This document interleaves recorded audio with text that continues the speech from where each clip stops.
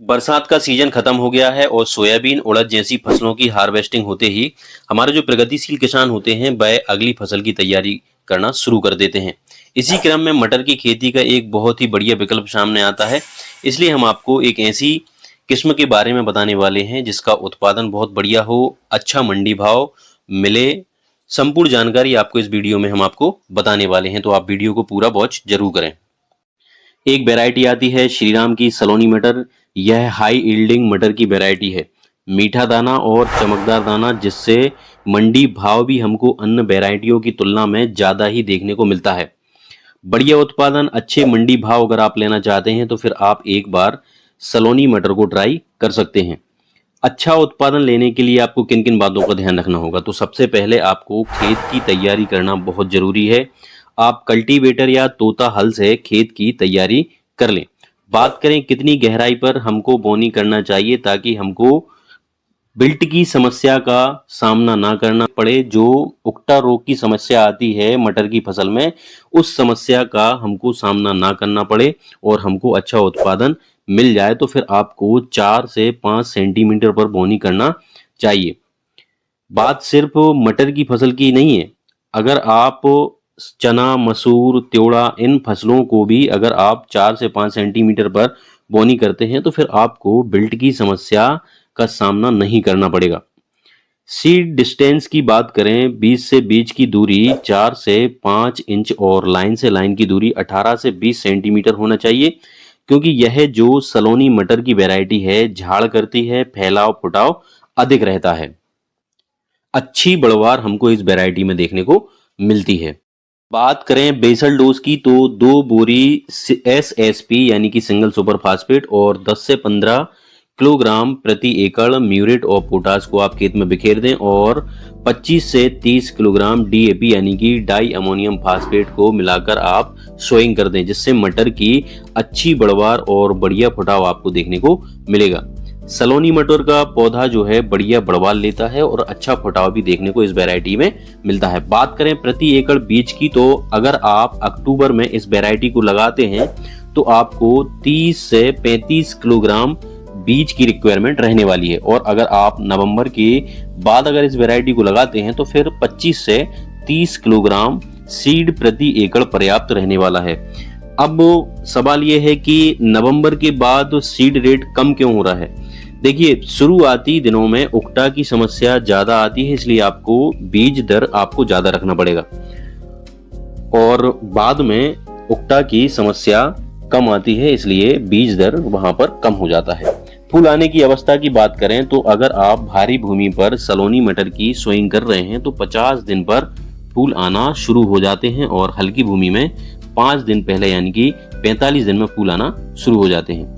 यह एक ऐसी वैरायटी है कि इसको अगर आप नवंबर के बाद सोइंग करते हैं तो 4 से 5 तुड़ाई तक आप कर पाएंगे, और जो पहली तुड़ाई है 60 से 65 दिन में आप पहली तुड़ाई कर पाएंगे।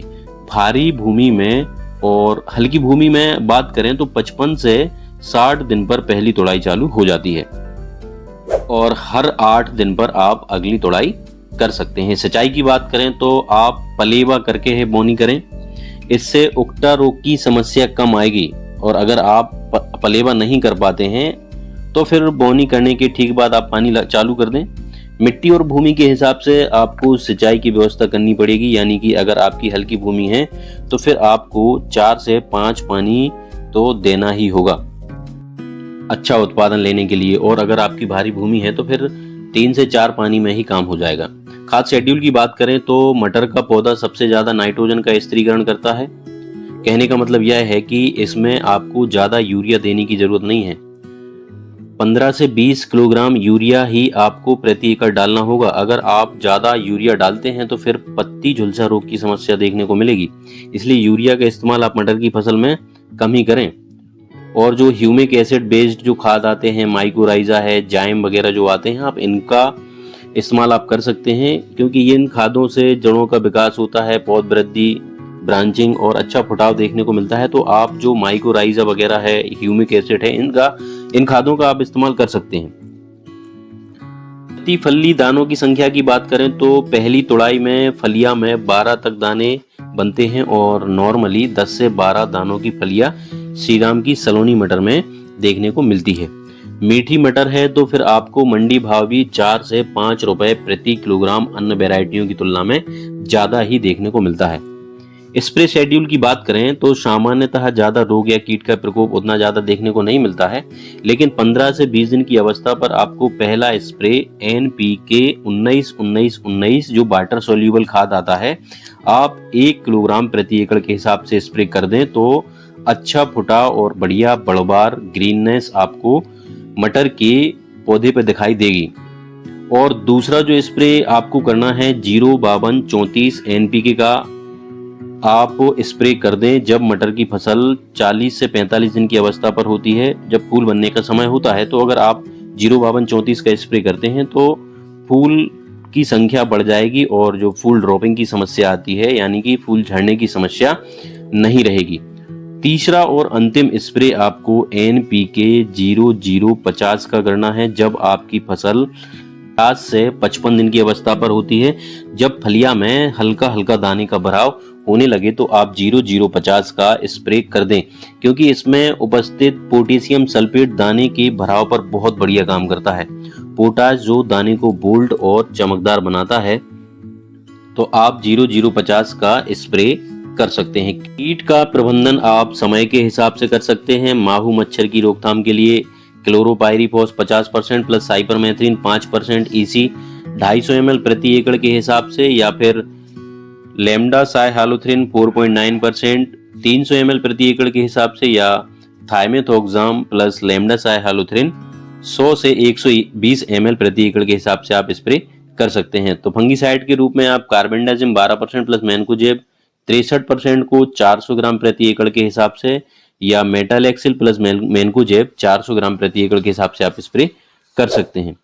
फ्रूट बोरर के नियंत्रण के लिए जो फल छेदक इल्ली होती है, आप उसका नियंत्रण इमामेक्टिन बेंजोएट 5% SC का आप 100 ग्राम प्रति एकड़ के हिसाब से स्प्रे कर सकते हैं। तो जो इल्ली की समस्या है वह खत्म हो जाएगी, फ्रूट बोरर का खात्मा हो जाएगा। अगर आपको यह जानकारी अच्छी लगी हो तो आप वीडियो को लाइक करें, शेयर करें और वीडियो पर नए आए हैं तो चैनल को सब्सक्राइब जरूर कर लें। धन्यवाद।